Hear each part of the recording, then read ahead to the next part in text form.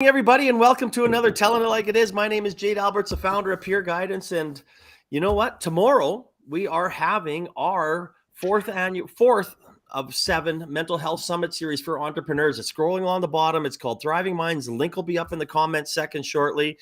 Actually, you know what, Peter? You've been an entrepreneur. Before we get into it here, we were talking about this before, saying the importance of actually having this. Whether you have a co-founder or you're a solopreneur, it's something that's really needed.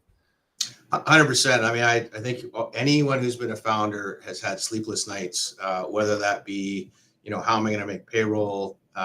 Where am I going to get the next tranche of funding? You can go down the list. So yeah, hugely important. And, having people you can talk to, having a co-founder to share the burden, hugely important.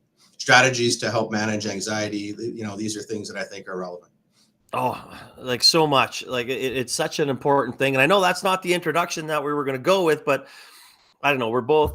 I was inspired about our conversation when you put it out there, and I was like, man, let's just talk about it, because the link will be up there. It's in there now. Click on it and do it. But you know what we're here to talk about is Canada's largest university investment fund, UCeed. And you know what, Peter?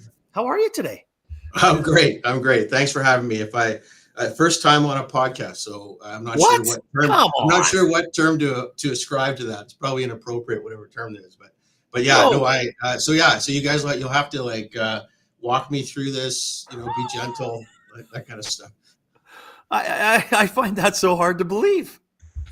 Yeah, no, it's I'm kind of I'd rather be behind the scenes than in front of the scenes, but I really like what you're doing, and I really appreciate you having myself and on behalf of UCeed here today. Oh no, there's so many great things that you guys do across the board, with Innovate Calgary and everything at the University of Calgary. I could probably do a year podcast trying to interview everybody over there, but I mean, this is number 2. We had Kevin on last week with Elevate IP. I love that program. It's going to be a game changer here for a lot of startups and entrepreneurs, in Alberta and of course across Canada.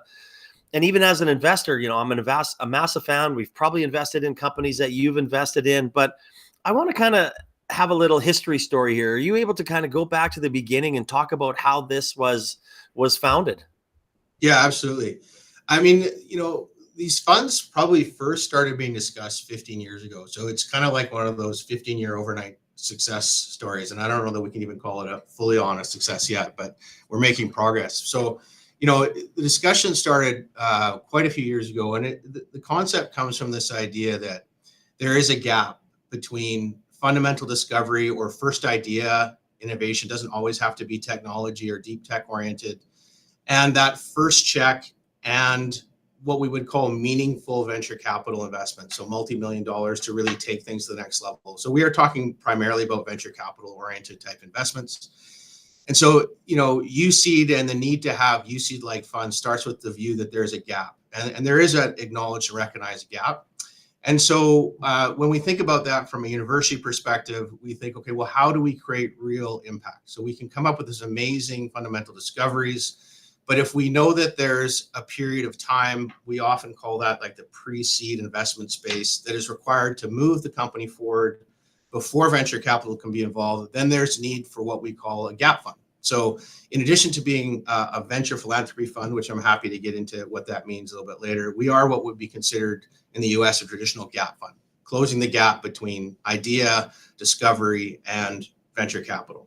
And so that's where it started. And I came back. This is actually my second tour of duty at what is equivalent to Innovate Calgary 3 years ago. And it's with the view that we actually had partners at the table, like forward thinkers in the Calgary Foundation River Fund, which was a major private donor, and the Alberta Children's Hospital Foundation, who are saying that, yes, we see this gap. We believe it's an important gap to fill. And that's where it all started. So it started 3 years ago, but even before that, people like Andrea Morris, John Wilson, who's the CEO at Innovate Calgary, Andrea is the Chief Development Officer at the university.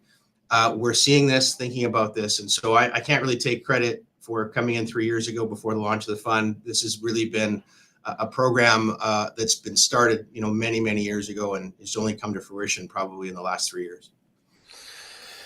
And I mean, you got to have a start. Everybody has a starting point somewhere, especially all the funds. And I mean, obviously, we've seen some very, the creation of a lot of funds that, not only yours, whether it be Metiquity or Tall Grass Ventures with Chris and Wilson there, and more and more and more. And but I mean, with your guys' fund at all, I mean, it's not just university type companies. It's you guys are you're going to look across the board. Yeah, I mean, if we look at the way we've approached these funds is not as a generalist type fund. So we really do try to organize on the basis of, let's call it verticals, for lack of a better word, right? So we have a social impact fund, we have a child health and wellness fund, we have a general health fund. Recently, we just launched a neuro fund. We have an energy fund, and then we have a slightly different mandated fund, which is the student fund. And so we do try to organize around these verticals. And so, yeah, when we look at, say, our social impact fund, which was backed by United Way and creative partnerships from the GOA, that's really an initiative that is meant to sort of advance social finance. And so that takes us outside of some of the university environment. We are always looking for that connection to research or connection to how that impact is based in observation, et cetera, et cetera. But on the basis of the university's mandate to be, not only advancing research, primary educator, but also to how can that work impact the community. This is exactly what takes us outside of just the broader community of the University of Calgary. No, absolutely. And obviously having buy-in from so many other industries as well. And you guys also, before we get into a lot of some of the funds that you have, you also do a lot of collaboration with other people and making sure, someone like a Kyle Kanofsky who's on the board who helps makes these decisions. So you guys work, with other funds, other people, other industries, a startup TNT, and collaborate to make sure, you're making the right decisions and investing in good companies. Yeah, I mean, what's inherent in the assumption of being, let's call it a gap fund, is the view that we can't close the gap on our own, and so collaboration within the ecosystem is a critical piece. It's a critical piece of any vibrant ecosystem, but in our case, what we are trying to do is use our resources to help sort of take the mystery out of some of the work that these founders are trying to do, to help sort of bring all the pieces together and then share that with the ecosystem. So yeah, we work very closely with Startup TNT. I could kind of go down the list, the 51. Yeah. And then, the idea is that as we all come together, these different groups, Antiquity, Intergen, we could go, again, all this, Tall Grass, we're all trying to come together to fill that gap. And then, on the other side, you have some of these bigger funds where Alberta Enterprise Corp is incentivizing these larger funds to come to the table, and then trying to build relationships with those folks so that as these companies are exiting the gap, there's people there to sort of receive them with the bigger checks, the $2 and $5 and $10 million checks. And I mean, I talk about this on every podcast, the collaboration in our ecosystem that even goes down to, starting with Platform or somebody like that, and the people around and the give backs. But this goes all the way through the investment community. And I mean, I've seen it over the last, especially since Startup TNT has come along and what, Zach and Tim, have created. That collaboration now is second to none from what I see, especially in Canada. I can't speak to the States as much, but other ecosystems in Canada don't have these conversations like we have here. Yeah, to be honest, I lost track a little bit of other ecosystems, but I think I can speak with some authority on what this ecosystem was like versus my first tour of duty, which is kind of 15, 18 years ago. And I can tell you that 15, 18 years ago, we were talking about, $100 a barrel of oil, $11 an MCF of gas. And no one really wanted to talk about diversification, building a, medical health, life sciences industry. Sustainability was, a newer discussion. And I will tell you back then it was not collaborative. It was very, at times confrontational, right? And it's actually what took me out of the ecosystem, because I just didn't think there was really a path forward. And that's what took me into entrepreneurship. I don't regret that move. But what was so amazing coming back 3 years ago is to see the amazing work that so many groups have done, right? You can go down the list: Rainforest, CDL Rockies. I think TNT Hat was just starting to come into the picture, and they've done an amazing job. But you go down the list, right? 15 years ago, it was a very relatively small group of individuals. Brad Zumwalt, I think, has always been pounding the drum. Chen Fong, there's been some really, let's call it founding folks who I think have been instrumental. Mark Blackwell, OSIF has been a catalytic sort of force in some of this activity. Alberta Innovates, and so what I see now versus what I saw 15, 18 years ago is literally night and day, and that's really what allows us to, I think, to do some of the things we're doing today. Oh, and I think that's why you see us moving up, companies getting investments, company coming around, new funds coming around. It's and you're going back farther than I am after we exited our first company, but it wasn't there. You had to, as an entrepreneur, you had to try and find somebody, and that wasn't easy.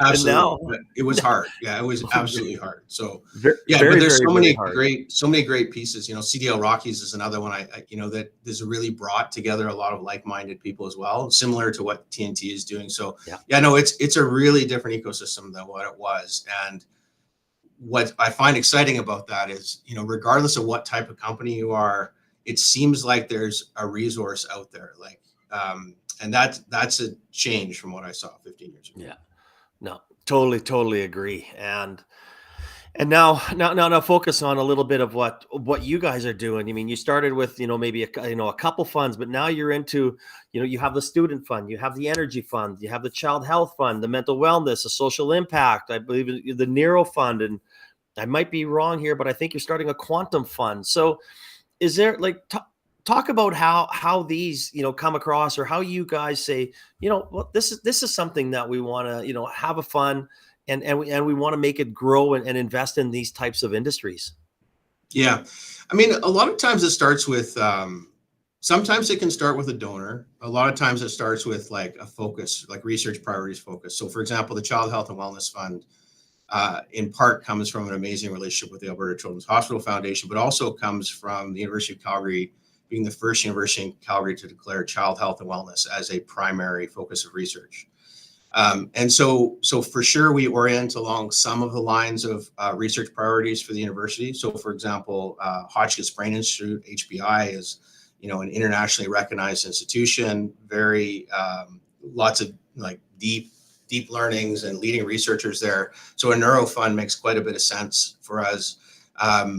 If we look at the social impact fund, that comes from a great relationship with United Way Calgary, and the need to see social impact in perhaps slightly different ways and be creative about how we're delivering social services and things like that. So a lot of this comes from relationships, like most things in life, and also research priorities associated with the university.